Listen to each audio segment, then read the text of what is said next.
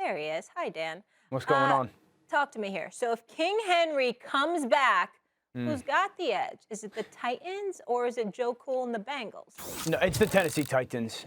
Because of the addition of Derrick Henry and his impact, I also think, Molly, they can win an ugly football game. Because of both sides of the line of scrimmage, we often talk about the Titans, and we only correlate Derrick Henry there, but their defensive line is that front four is as probably good as anybody left in this playoffs. They're that good and that talented and that kind of balanced. There's no necessarily dominant player. Simmons is really good. So I think that part of it is, and eventually a weak offensive line in which the Cincinnati Bengals has catches up to you.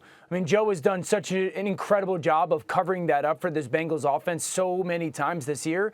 I just think it kind of catches up to you. They're not going to play any kind of man coverage, Tennessee defensively. They're going to play a ton of zone coverage. It'll be a little bit similar to what the Raiders did last week, just better defensively versus guys like Ja'Marr Chase and Higgins. I can't expect they're going to give Ja'Marr a ton on one. And I just think because of both sides of the line of scrimmage and the way that they can kind of win an ugly football game, I say the Titans. Well, I was kind of surprised by your position, considering the pom-poms that you've been wearing for quite some time when it comes to Joe Burrow. I'm kind of surprised by the position. The correct pom-poms. The correct pom-poms. Did I say it correct? I just want to clarify. Why you modifying? Why you modifying for? Why you added for? I didn't say correct or incorrect. I just said pom-poms. They were pom-poms. Bottom line, they were pom-poms, okay? So all I'm saying is I'm surprised by the position that you took. I respect it.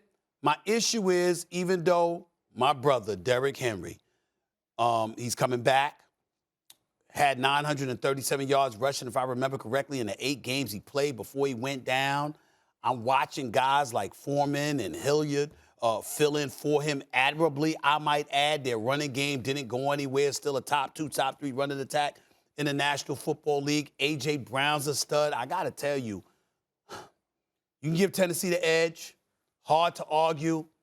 Cincinnati should scare a lot of people. No doubt. This is not Marvin Lewis's Cincinnati Bengals. Hell, it ain't even Zach Taylor's Cincinnati Bengals. It's Joe Burrow's Cincinnati Bengals, okay? Him with Ja'Marr Chase. I saw Joe Burrow. Dan, you watch all the games, and you dissect it more than me, obviously, because that's your job. That's not what I do. But I got to tell you, I think he threw like the first 8 passes to Ja'Marr Chase. The first 8 passes, like the first 7 or 8 passes last week against Oakland. He didn't even look at another receiver. He didn't even look at another receiver. He was like, I'm going to Ja'Marr Chase, and there's nothing y'all can do about it.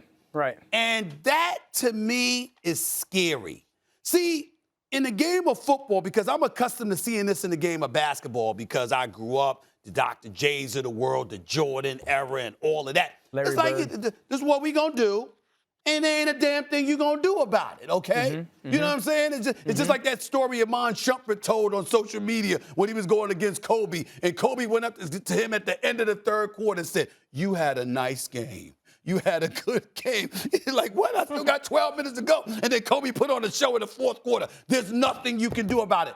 Usually you don't see it like that in football. Schematically, things happen. Coaches, quarterbacks, wide receivers, tight ends, whatever. Schematically, there's so much that goes into football.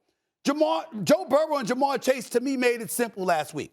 This is what we're going to do, and there ain't a damn thing you could do about it. When you add T. Higgins into the mix and Mixon into the mix and what have you, I'm saying I've seen Tennessee 25th rank against the pass have their problems this year. And all I'm saying is this. Wouldn't surprise me if Tennessee wins. Wouldn't be surprised if Cincinnati wins. Tennessee better be ready because Joe Burrow and Ja'Marr Chase are coming. I just don't think that Mike Vrabel is going to single up Ja'Marr Chase and make it that easy, Stephen A. So I think it'll challenge him. And honestly, with 10 minutes left in this show, I feel like the late, great Kobe Bryant right now. And you, Iman Shumpert, like, you had a good show, Stephen A. You had a good show. Really? Yeah. You had a good show. Yeah, right. It's a great show, actually. You've contributed to that. But who's the man?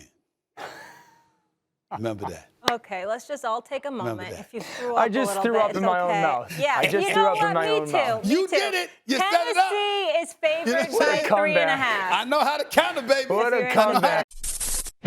Thanks for watching ESPN on YouTube. For live streaming, sports, and premium content, subscribe to ESPN Plus.